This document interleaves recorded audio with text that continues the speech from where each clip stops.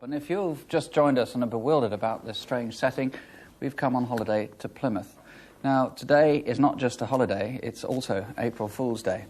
But the following is for real. It's actually from yesterday's paper, it's from the Times, but you might have missed it. It's about an event that's taking place today, or been announced today. The Dangerous Sports Club is today announcing a race down the Black Slalom Run at St Moritz between, and this is true, among others, a grand piano, a bathtub, a tandem bike, a dragster and dinner for two, the world's largest beer can, a rowing eight, a cruise missile, and a four-man lavatory seat. So if you're going skiing, watch what's coming down the slopes. Selina. You had a story about a lavatory, didn't you, that you were telling me about before your church service? Oh, yes, the disasters that happened to vicars. Yes. We had a defective cistern, and before the church service started, I thought I'd better check it, and unfortunately, complete with canonicals, I slipped and got my foot stuck round the U-tube. And the choir was standing outside waiting to go, and I was standing inside wondering how on earth I was going to get my foot out. Oh, dear. You managed to get yourself all together? I wriggled my foot out, got the shoe out, emptied it, put it on and squelched off into church. I see. So that story that Nick's just read out is no joke for you, as far as you're concerned. Now, here in Plymouth, we're on the edge of Dartmoor, a wild and beautiful place. It's well known for its unforgiving climate, its ponies roaming from across the tors, and as the home of one of the most isolated prisons in Britain. But now the moor has a new claim to fame, as Breakfast Time's Plymouth presenter Chris Slade has been finding out. This is a typical day here on Dartmoor. Rain and hail one moment, sunshine the next. And it's those changing moods in the weather that are a rich, fertile breeding ground for the many legends that are associated with the moors. Conan Doyle's Hound of the Baskervilles is based on the dreaded black hounds that haunt the moors here.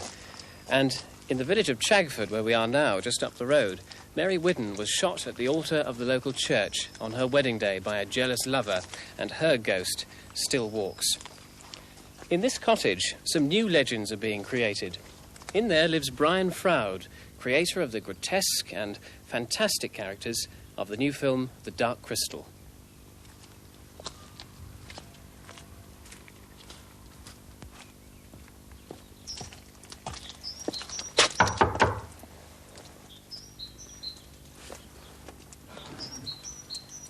Hello?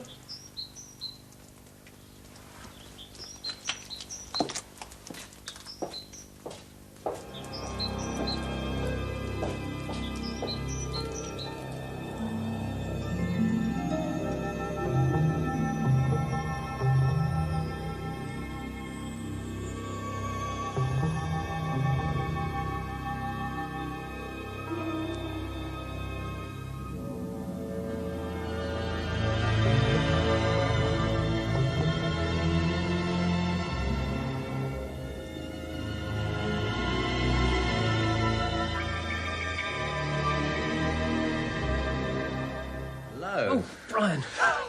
Terrible shock. This is an amazing study in here with all these fine figures. Where do they all come from?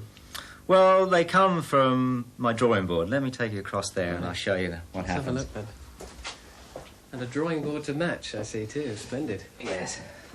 So this is where it all begins. I sit here with my pencil and I start to doodle. I just push the pencil around and forms begin to emerge. And this is how I designed one of the major creatures in the film The Dark Crystal. And one of them, the main scenes in the film, is a moment where two of them are fighting for the role of emperor. I'm coming! Trial by stone. Trial by stone! Trial by stone! Slaves, read the stone! Trial by stone! Get out there! Move! Trial by stone! Pull, pull! Harder! Pull! Now, characters like these, Brian, seem very scary to me. Do you think children will be scared by them? Find that, in fact, the adults are more scared than the children. The adults find the images maybe slightly off-putting, but children themselves really respond to the imagery. I start off probably with an initial response to the landscape that surrounds me, and in particular it happens to be Dartmoor. So there I respond very much to the rocks and the trees, and they're very evocative to me, and they suggest shapes, forms, or ideas for characters. These figures that are all around us now in your study at the moment, in your mind, do they all have personalities? Well, I've created many figures over the years, and they sit around me as I'm drawing, and these little eyes seem to follow me sometimes.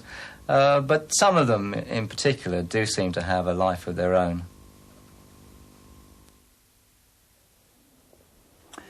Chris Slade was the reporter there, and if you don't live in the southwest and think you recognise his voice, you're right, he was a Radio 4 announcer. Now, time to see what's happening in the weather, and the weatherman is this morning in Don Hoyle's garden. Francis.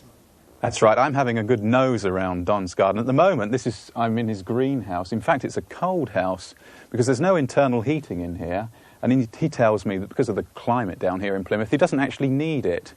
Well, we can see how cold it's going to be if we first of all, I think, start by looking at the satellite sequence. And this shows the depression that I've been tracking all week, really. You can pick it up over Ireland there in the Irish Sea, and it tracks down over to Plymouth during the night. Mars is on closest approach, and it's up there on the top right. Compare that depression that's come over Plymouth during the night with the one over Sicily and Italy, the southern Italy there, and you'll see that the one that we've got over Plymouth, or that's moved through during the night, is nowhere near as intense.